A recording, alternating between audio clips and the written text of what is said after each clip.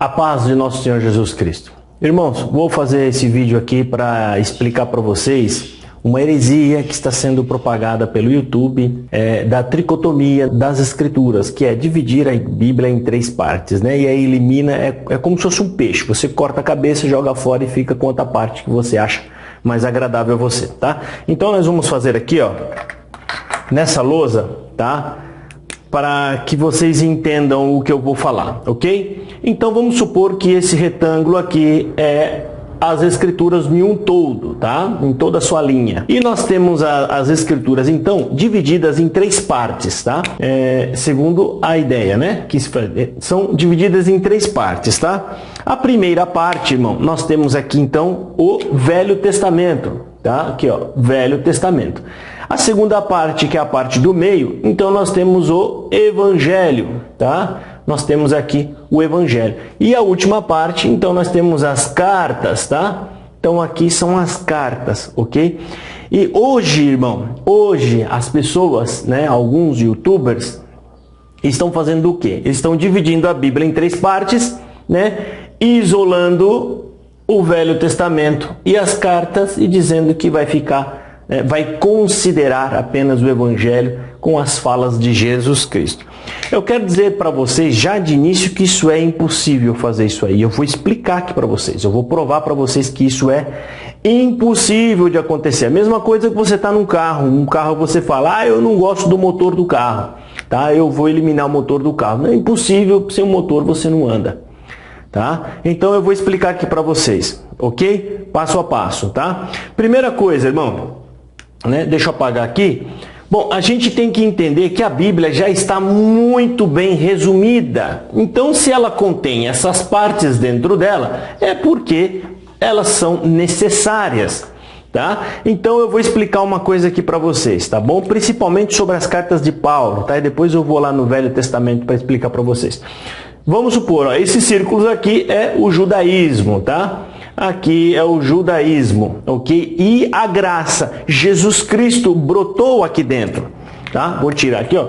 Jesus Cristo brotou aqui dentro, tá? Ele veio dentro do judaísmo, ok? E nós temos do outro lado aqui, quem? Os gentios. Vamos colocar aqui, nós somos os gentios, tá? O povo que não era de Deus, o povo do mundo, ok? Então...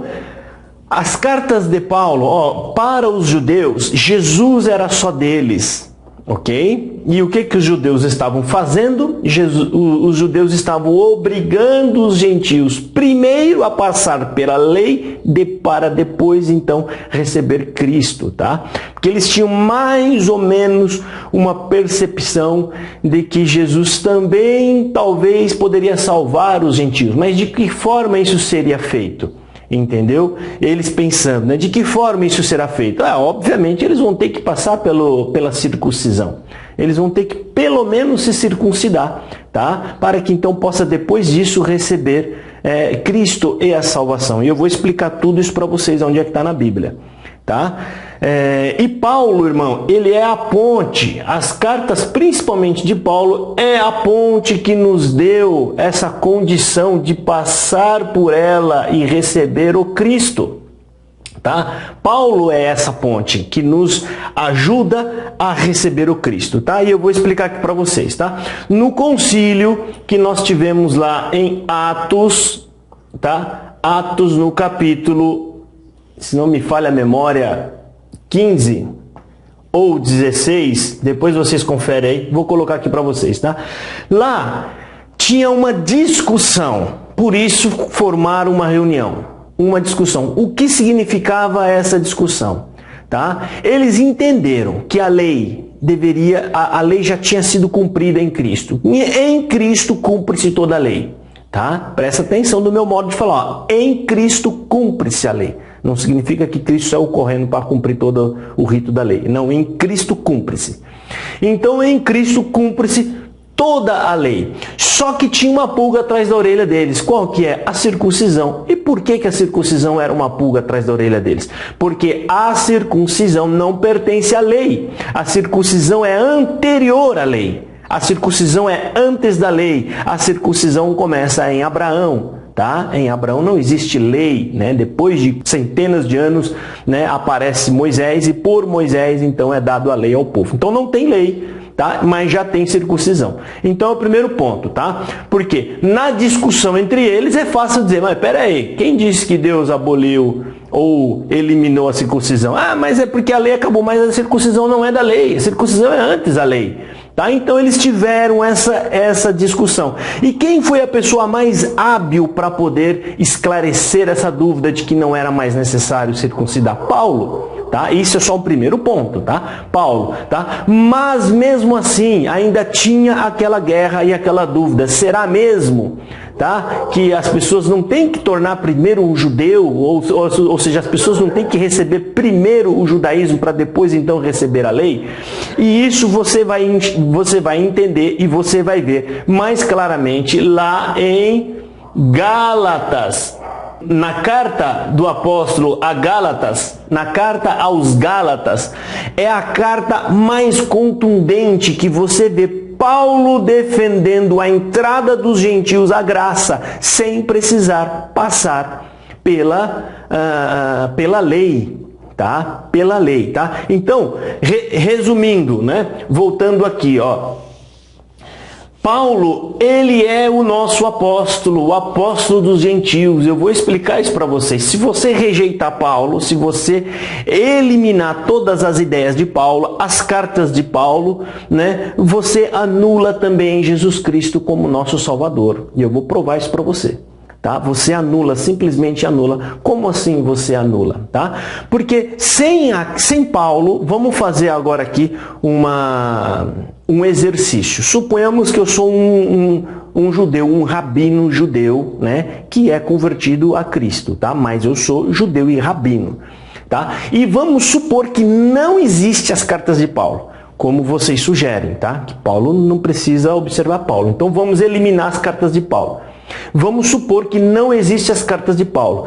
E aí você vem me dizer, e eu como rabino, você vem me dizer assim, ah, eu criei em Jesus Cristo e agora eu estou salvo. Eu vou falar, você não está salvo, você não pertence à graça. Aí você vai ficar assustado. Não, mas Jesus é meu Salvador. Fala assim, me prova que Ele é o teu Salvador. Aí eu vou te falar isso aqui, ó. Eu te provo que Jesus não é de vocês. E vocês não têm parte nenhuma com Jesus, porque Deus nos escolheu e deu tudo para nós, inclusive a graça.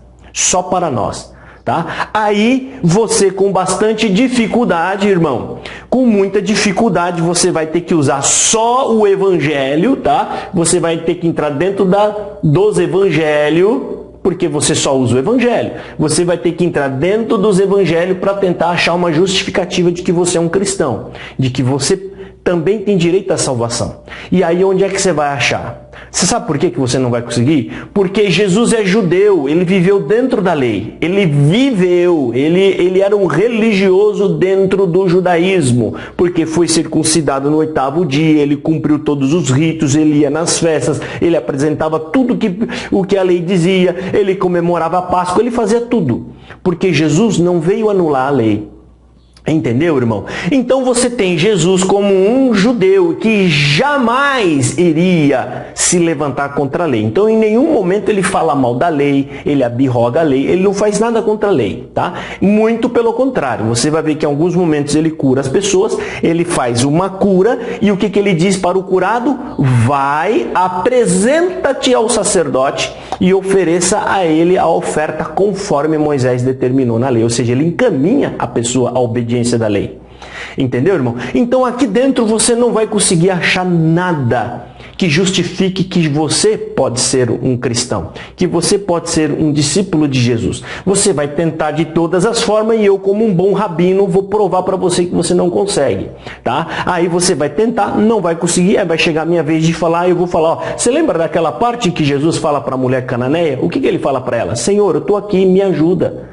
Né? Me socorre, ele fala, eu não posso ajudar você porque eu não vim para você, eu vim para os filhos de Israel.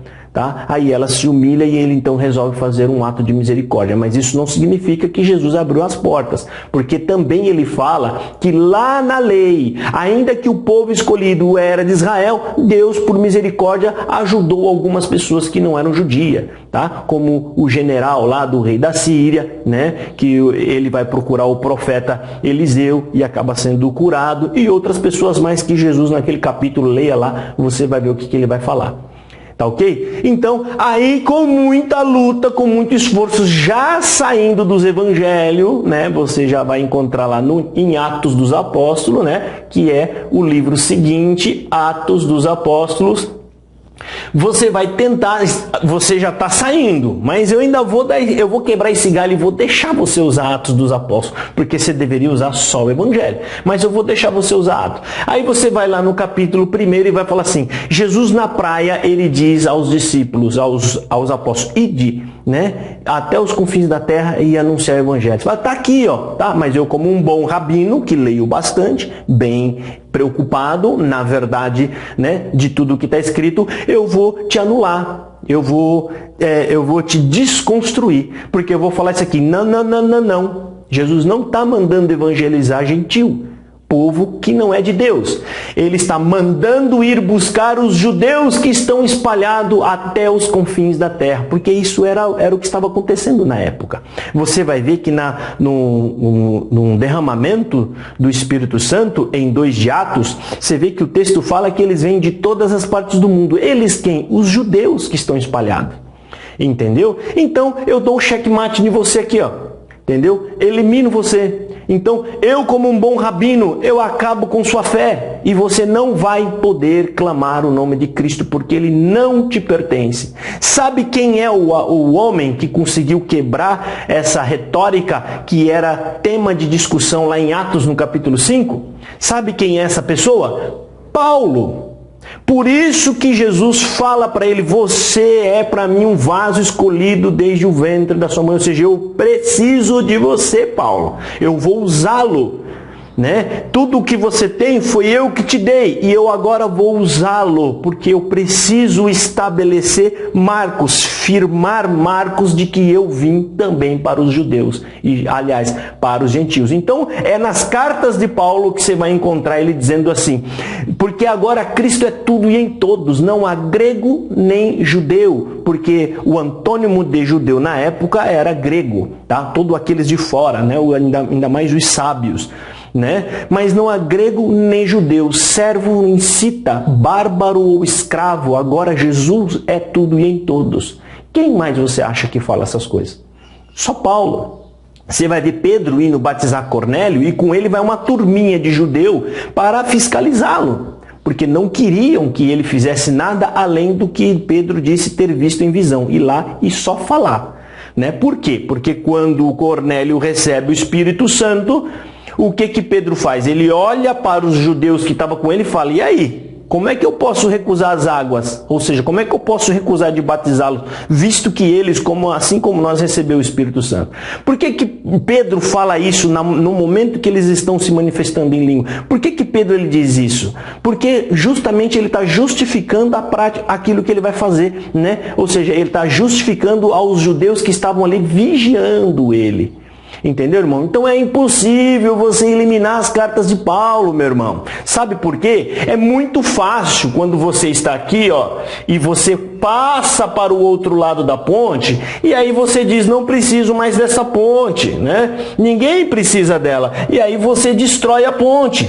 Entendeu? Mas você já passou pela ponte, você já tem fé firmada, você já tem a consciência de que Cristo te pertence. Cristo te pertence e pertence a todos que você sabe. Agora eu faço esse exercício com você, que eu acabei de fazer agora aqui. Volta nessa ponte, faz o caminho contrário, volta para cá e me prove que você pode ser um cristão sem usar as cartas de Paulo. Se você fizer isso, eu estou fazendo o exercício de você voltar para trás e ter que chegar até Cristo sem usar as cartas de Paulo, tá? Você vai ter que agora provar para si mesmo, tá? Eu não preciso nem expor, né? Prova para si mesmo que você consegue, você tem embasamento nas Escrituras para ser um cristão, tá? Para ser um cristão sem usar os argumentos de Paulo. Porque as cartas de Paulo são argumentos. Ali eles estão colocando a sua fala, as suas orientações. Então ali são movimentos argumentativos. Então agora eu quero que você prova que você pode ser um cristão, que você é salvo pela graça de nosso Senhor Jesus Cristo, sem usar as cartas de Paulo. Porque muitos falam essas coisas. Isso se chama sofisma. Não? As pessoas fazem uso de sofisma, tá? Elas criam ideias, filosofias vãs com base no que ela pensa e no que ela acha, sem fazer, na verdade, um estudo sistemático do assunto, tá? A gente não pode interferir em um projeto que foi feito com muito esforço, né? E sair arrancando as coisas dali se você não tem, na verdade, um conhecimento do real projeto. Você não lê, você não estudou aquilo dali. Entendeu? Então fica fácil você falar, não preciso das cartas de Paulo, porque você não quer aceitar alguma coisa que está nas cartas.